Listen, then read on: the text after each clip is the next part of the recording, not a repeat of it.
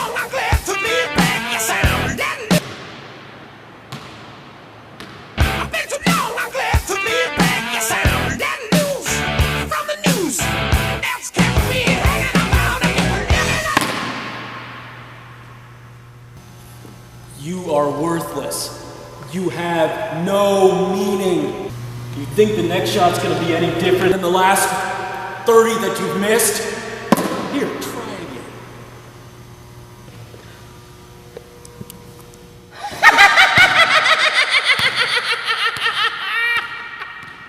How about you try again?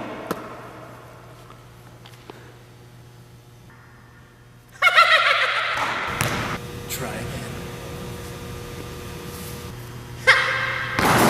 Try again. Why not one more time? How about you try again? Whoa. Stop listening to him. He's just telling you negative things, which is just going to make you mess up even more.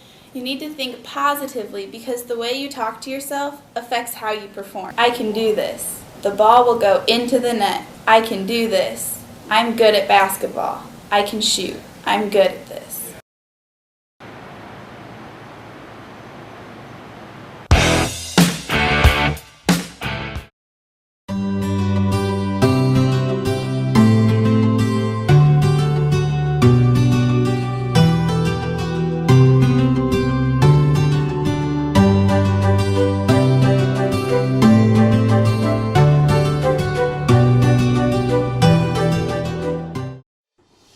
Bicarakan diri ialah bercakap dengan diri sendiri secara senyap ataupun dengan kuat. Bicarakan diri merupakan satu cara praktikal untuk mengatasi persepsi minda lama yang negatif dengan menggantikannya dengan arahan baru yang positif supaya dapat meningkatkan prestasi. Manusia secara sedar akan memprogram semula pusat kawalan dalaman kita dengan perkataan dan pernyataan yang lebih berkesan dan lebih berguna untuk setiap aspek diri yang ingin kita baiki. Tujuan menggunakan bicarakan diri ialah yang pertama, untuk mengatur pemikiran, yang kedua memberi arahan atau fokus, meningkatkan motivasi dan mencetuskan tingkah laku. Terdapat beberapa jenis-jenis bicarakan diri, yaitu yang pertama, instructional self-talk, yaitu bicarakan diri pengajaran, di mana bicarakan diri pengajaran ini berlaku apabila kita perlu membimbing diri kita ke tugas tertentu seperti mempelajari kemahiran yang baharu. Yang kedua, motivational self-talk, yaitu bicarakan diri motivasi.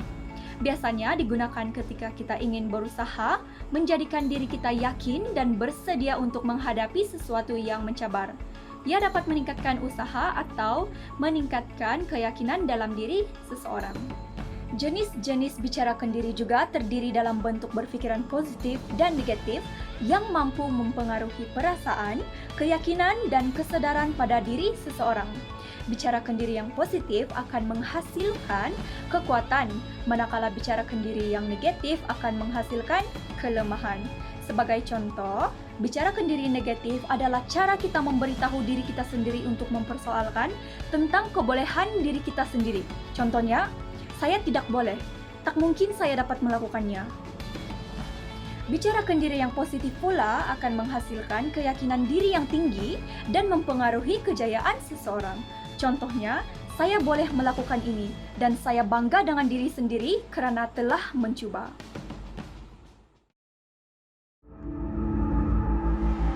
If you can learn how to think before a game, you can influence your performance on the pitch.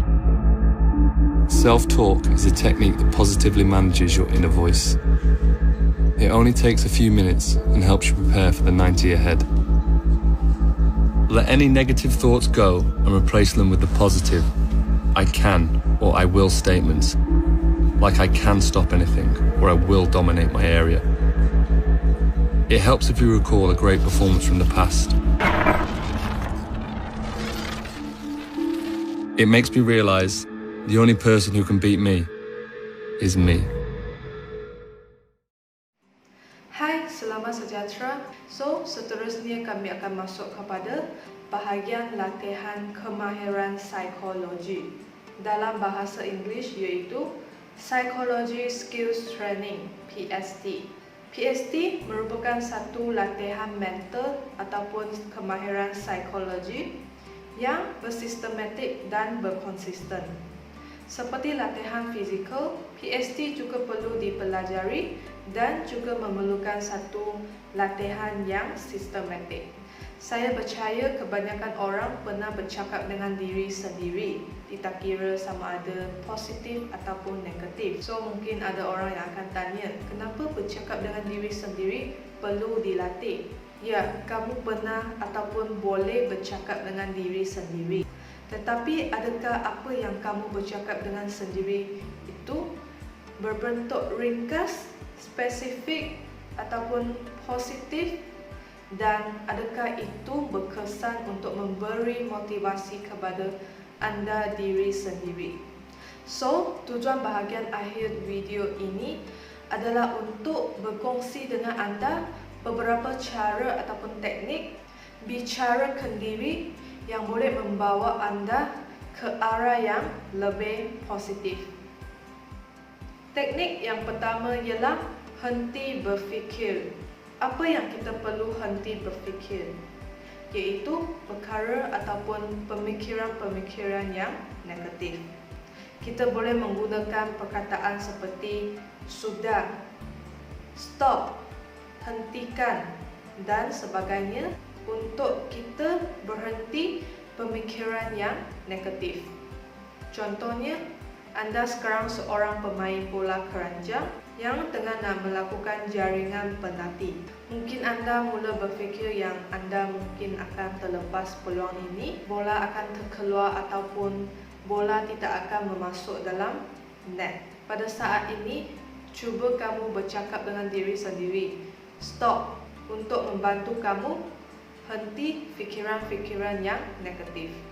Bukan itu saja, selepas kita henti berfikir benda-benda yang negatif, kita perlu berterus dengan teknik yang kedua, iaitu gantikan pemikiran yang negatif kepada pemikiran yang positif.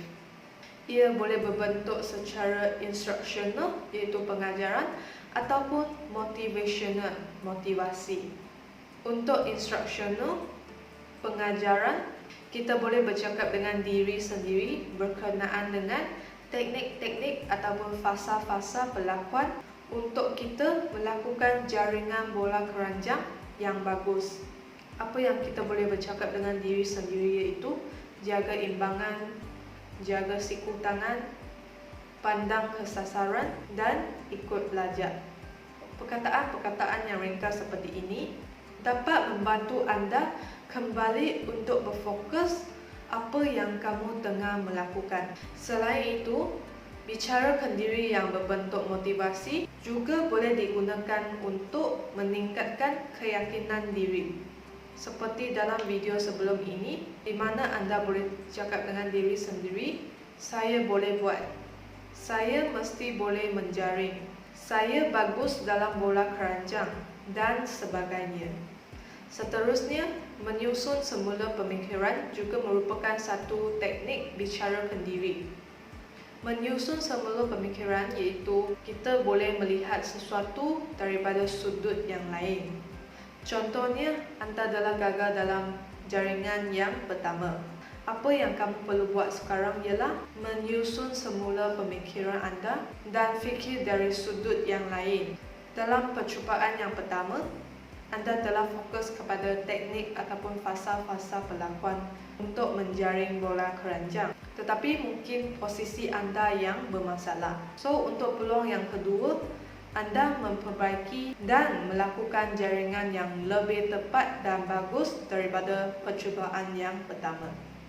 Inilah teknik-teknik bicara kendiri yang kami ingin berkongsi dengan anda semua. So, apa yang kamu perlu buat ialah mempelajari dan memahami teknik-teknik tersebut. Seterusnya, anda perlu memilih teknik yang sesuai dengan anda diri sendiri dan melakukan latihan yang bersistematik dan berkonsisten. Akhirnya, anda perlu menilai sama ada teknik yang dipilih oleh anda berkesan atau tidak dalam perkara-perkara yang anda melakukan. Itu sahaja daripada kumpulan kami. Sekian, terima kasih.